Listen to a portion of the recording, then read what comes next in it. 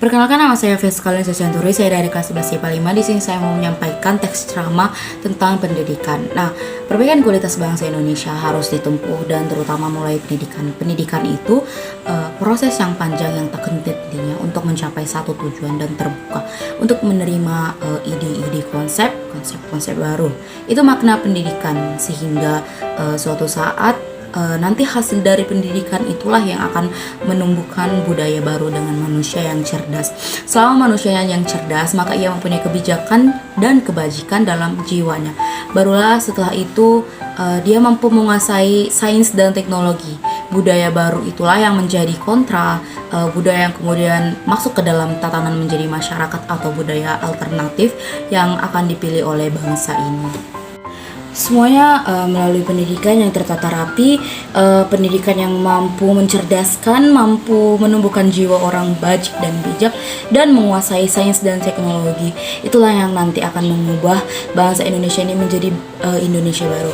Hal ini tampaknya akan menjadi pedoman bagi pendidikan di Indonesia. Belum lagi persoalan kekurangan tenaga pendidikan terselesaikan, masalah sarana pendidikan yang tidak memadai munculnya, dan persoalan-persoalan dengan mahalnya biaya pendidikan yang ada di Indonesia ini.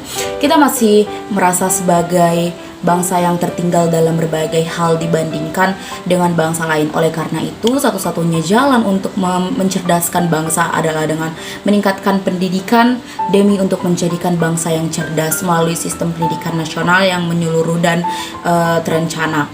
Namun untuk menuju ke arah itu, jalan yang harus ditempuh adalah sangat panjang dan berlika-liku, karena persoalan pendidikan itu sangat terkait dengan faktor lain, termasuk masalah ekonomi, keamanan, dan sosial lainnya. Para guru pun diharapkan mulai mengubah cara belajar kepada siswa.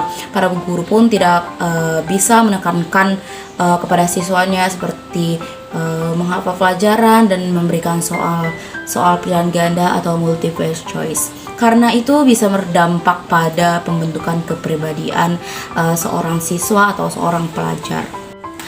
Peran pendidikan sebagai sarana pemberdayaan harus secara sadar menyiapkan peserta didik dalam kehidupan masyarakat, baik sebagai individu maupun anggota masyarakatnya. Pemberdayaan hanya mempunyai makna jika proses pemberdayaan menjadi bagian dari fungsi dari kebudayaan tersebut. Oleh karena itu, pendidikan itu harus menimbulkan jiwa independensi, menggerakkan pernyataan diri dari para pendidik, mengajar siswa untuk hidup dalam harmoni dengan menghargai adanya perbedaan ke depannya. Sistem pendidikan ini harus berubah dari instruksional jadi motivasional, berprestasi, berrekreasi, dan berbudi luhur. Itulah penjelasan singkat tentang teks ceramah yang sudah saya berikan. Semoga ini bisa menjadi pedoman kita untuk menuju ke arah yang lebih baik dalam sistem pendidikan di Indonesia. Saya Veskalin Susianturi dari 11 IPA 5 mengucapkan banyak terima kasih dan selamat pagi dan salam sejahtera bagi kita semuanya.